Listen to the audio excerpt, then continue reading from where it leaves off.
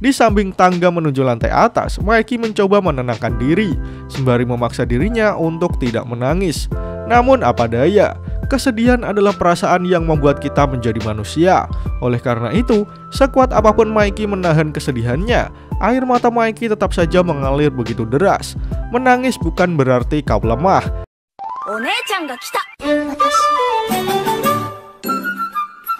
Halo teman-teman semua, selamat datang di channel Tokunime. Di sini kami akan membahas lanjutan anime Tokyo Revengers yang kami ambil dari manga canonnya. Sehingga bagi teman-teman yang hanya ingin menonton dari animenya saja, saya sarankan untuk berhenti menonton sampai di sini. Namun jika kalian tidak keberatan dengan spoiler yang ada, maka kalian menonton konten yang tepat. Pada episode sebelumnya, kita ditunjukkan semangat para anggota Toman yang kembali bangkit setelah dihajar pasukan Kanto Manji. Walaupun dengan tubuh yang sudah babak belur, mereka masih mampu untuk berdiri. Namun semua teriakan penuh semangat anggota Toman seketika langsung hilang setelah Mikey menghajar semuanya. Impulsivitas gelap yang dimiliki Mikey membuatnya kehilangan kontrol atas dirinya sendiri, sehingga ia tidak peduli lagi mana kawan ataupun lawan. Bagaimana kelanjutan ceritanya? Mari langsung saja kita bahas alur cerita Tokyo Revengers episode kali ini.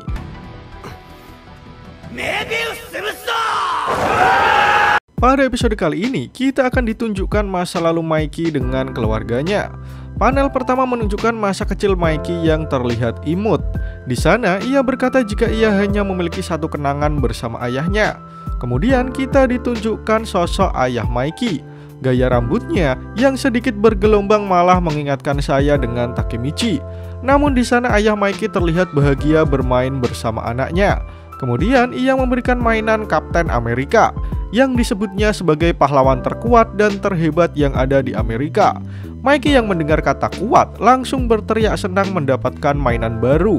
Namun nasib naas dialami ayahnya. Dia mengalami kecelakaan dan meninggal saat Mikey berusia 4 tahun. Waktu berlalu dan kini Mikey menjalani hidupnya sebagai anak yatim. Di suatu hari muncul seorang anak dengan tampang yang menjengkelkan menyebut dirinya sebagai anak kelas 3 terkuat di Shibuya. Dia dan dua temannya pun berjalan petentang-petenteng tanpa tahu bahwa ada seseorang yang berlari di belakangnya. Kemudian dengan gerakan yang sangat gesit dan cepat, Mikey berhasil menendang bocah gempal tadi. Walaupun bocah yang bernama Gen tadi sempat menoleh, namun tendangan Mikey lebih cepat daripada pergerakannya. Hingga kini wajah tembem bocah gempal berhasil diselebeu Mikey yang terbang di udara. Akibat tendangan Mikey tersebut, bocah gempal langsung KO di tempat. Sementara dua temannya yang ada di sana langsung ketakutan melihat Mikey masih sehat bugar. Setelah berhasil mengalahkan bocah gempal dengan mudah, Mikey lalu berkata, "Apa hanya segitu kekuatanmu? Hah, aku benci orang yang lemah. Kau sungguh hal kecil bagiku." Kemudian kita ditunjukkan suatu rumah sakit di sudut kota. Ternyata itu adalah rumah sakit tempat ibunya Mikey dirawat. Belum jelas penyakit apa yang menyerang ibu Mikey. Namun di sana, Mikey nampak antusias menceritakan pengalamannya yang sudah menghajar orang-orang. Hari ini aku bertemu dengan anak kelas 3 yang badannya besar dari SD 04 Timur, dan aku mengalahkannya. Ibu Mikey yang terlihat pucat tetap tersenyum dengan manis di hadapan anaknya. Walaupun mungkin badannya sakit, namun sebagai ibu ia harus menunjukkan kasih sayangnya kepada anak. Oleh karena itu, dengan senyuman yang manis ibunya berkata jika Mikey memanglah anak yang kuat seperti ayahnya. Dipuji seperti itu membuat Mikey menjadi lebih bahagia. Apalagi menjenguk ibunya seminggu sekali adalah hal yang paling ia tunggu-tunggu. Di lain hari, Mikey kembali terlibat dalam kericuhan dengan bocah-bocah yang ada di lingkungannya. Kali ini ia menghajar 3 anak sekaligus. Ada yang sudah terkapar, ada yang menangis memanggil mamanya, ada pula yang baru saja terkena tendangan Super Mikey. Mereka semua dibantai habis oleh si kecil Mikey yang mengerikan. Setelah itu, Mikey kembali menceritakan pertarungannya kepada ibunya. Mikey bercerita bahwa ketiga anak tersebut langsung menangis ketika sudah kalah. Tapi dengan wajah penuh keibuan, ibu Mikey membalas jika anak-anak sudah sewajarnya jika cengeng. Mendengar hal itu, Mikey menjadi penasaran. Apakah ayahnya juga seorang pria yang cengeng? Lalu ibunya mengingat-ingat apakah ayah Mikey pernah menangis di depan umum atau tidak. Itulah yang terjadi setiap Mikey dan ibunya bertemu. Mereka akan mengobrol membahas mengenai ayah Mikey. yang hanya menemani Mikey sampai umur 4 tahun saja. Ibu Mikey kemudian menjawab jika ayah Mikey tidak akan pernah berubah. Namun Mikey tahu jika ibunya selalu tersenyum dengan senyuman yang berbeda setiap kalinya. Lalu untuk membuat suasana menjadi cair, Mikey akan berusaha mengalihkan pembicaraan. Ibu sangat mencintainya ya. Baiklah kalau begitu, aku akan menjadi seperti ayah. Mikey yang tersenyum sangat lebar menandakan bahwa ibunya adalah hal berharga yang ia miliki. Namun kebahagiaan itu tidak berlangsung lama. Terlihat langkah kaki yang begitu tergesa-gesa sembari memanggil kakeknya. Dia adalah Shinichiro yang memanggil kakeknya untuk memberitahu bahwa rumah sakit menelepon dan mengatakan jika ibunya dalam kondisi yang kritis. Mikey dan Emma yang saat itu sedang bersiap makan malam bersama kakeknya langsung kehilangan nafsu makannya. Mereka khawatir hal buruk akan terjadi kepada ibunya. Malam itu Mikey langsung pergi menjenguk ibunya di rumah sakit. Namun kali ini ibunya hanya bisa tiduran di atas kasur pesakitan. Untuk duduk saja ibu Mikey sudah tidak mampu. Seperti biasa Mikey menceritakan kehebatannya. Ibu, hari ini aku juga menang berkelahi. Orang lemah selalu cepat menangis. Aku tidak akan menangis.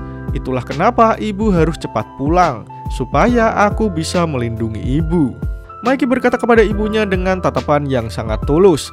Ia terlihat sangat menyayangi ibunya. Kemudian ibunya menjawab, Manjiro, tidak menangis bukan berarti kamu kuat. Bahkan kamu juga menjadi bayi yang cengeng waktu dulu. Kamu menangis dengan wajah yang mengerut. Ibu Mikey menceritakan hal tersebut sembari menangis, menyadari bahwa ia akan segera berpisah dengan malaikat kecilnya. Dan benar saja, 3 hari setelah kejadian tersebut, ibu Mikey meninggal dunia. Tidak ada kematian yang menyenangkan. Ya, tentu saja semua orang bersedih dengan kematian ibu Mikey. Shinichiro, Emma, bahkan kakek menangis deras di hadapan peti jenazah ibu Mikey.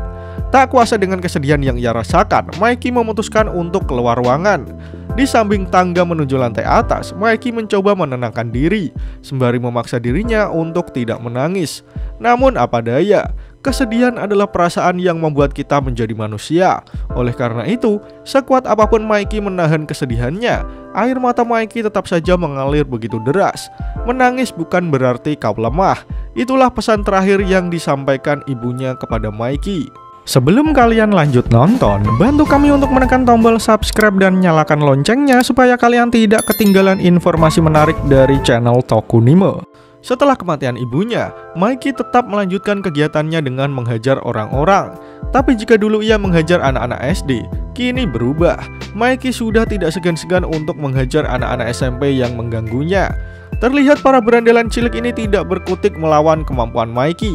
Tetapi tetap saja, terdapat kekosongan hati dalam jiwa Mikey. Itulah yang terjadi saat ia memberi pelajaran kepada Sanju. Walaupun melihat Sanju sudah mengeluarkan banyak darah, alih-alih untuk menolongnya, Mikey malah menyuruh bocah yang mulutnya robek untuk tertawa. Dan gilanya lagi, Sanju melakukannya. Ia tertawa cekikikan dengan mulut yang robek penuh darah. Di suatu hari lagi, Mikey kini menghajar orang yang badannya jauh lebih besar. Dan sepertinya mereka bukanlah anak-anak yang masih SD. Dan benar saja, di sana Baji dan Sanju yang melihatnya tidak percaya dengan kekuatan Mikey. Ia mengalahkan 3 anak SMK padahal Mikey saat itu baru kelas 5 SD. Bahkan Baji menyebut Mikey sebagai monster. Sementara Sanju tersenyum karena hal itu sudah wajar bagi Mikey. Sementara Mikey, setelah mengalahkan 3 anak SMK, berjalan dengan santai sembari berkata jika geng motor juga sama saja. Kemudian Baji dan Sanju berkata pada Mikey jika mereka tertarik dengan seseorang yang sudah menolong anak SD yang dipala anak SMP.